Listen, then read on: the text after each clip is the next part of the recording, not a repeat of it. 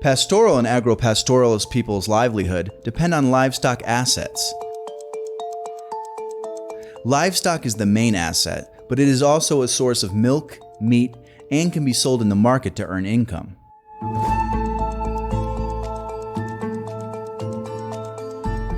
That is why pastoralists care more for their livestock than themselves, and roam from place to place in search of pasture and water. In Ethiopia, the pastoral and agro-pastoral areas, mainly Somali region and Borno zone of Oromia region, have been desperately waiting for rain for nearly 2 years.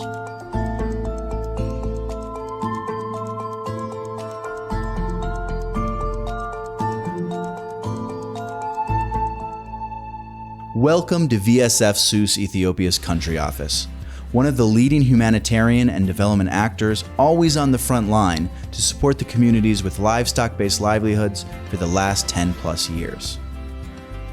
The country office has a strong ground presence both in Somali and Oromia regions, with field offices located in Jijiga, Gode, Daloado, Moyale, and Yabelo towns. VSF Suisse is a family of more than 64 employees, both at the country office in Addis Ababa and at 5 field offices located in the 2 regions.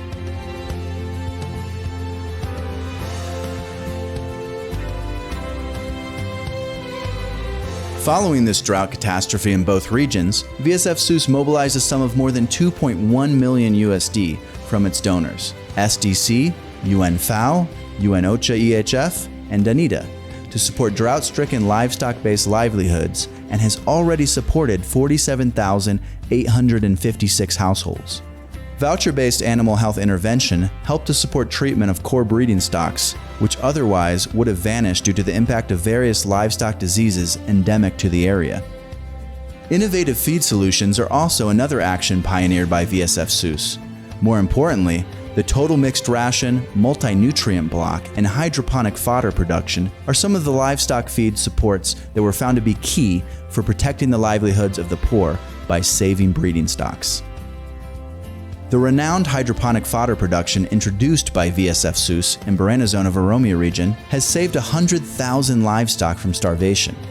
The action was chosen by the government for scaling up and expansion to other areas as well. More importantly, VSF Suisse during the current drought supported poor, woman-headed, and elderly households through unconditional cash support to ensure the households fulfill their minimum food basket through the Cash Plus approach. Household livelihood diversification through production of agricultural foodstuffs and other non-farm activities are also implemented.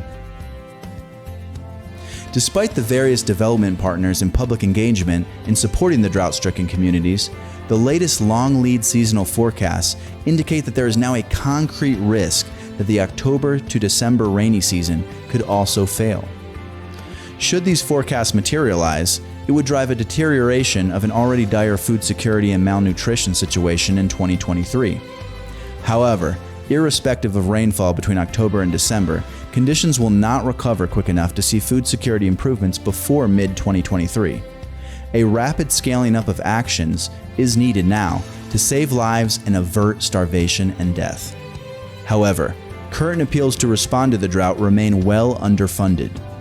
The revised Ethiopia Drought Response Plan calls for $1.6 billion to respond to the drought in 2022, including more than $1 billion required between July and December of this year. The Drought Response Plan is a subset of the Ethiopia Humanitarian Response Plan, which calls for a total of nearly $3.1 billion to respond to all humanitarian needs across the country in 2022. The Drought Response Plan remains significantly underfunded, however, with only an estimated $700 million, 42%, received to date against the plan. VSF Suisse Ethiopia's country office team is optimistic in that the donor community once again will reconsider the negative impact of the disaster on the livestock-based livelihoods of the poor and allocate resources to reduce the vulnerability of the pastoralist communities through investments and a multi-sectoral approach.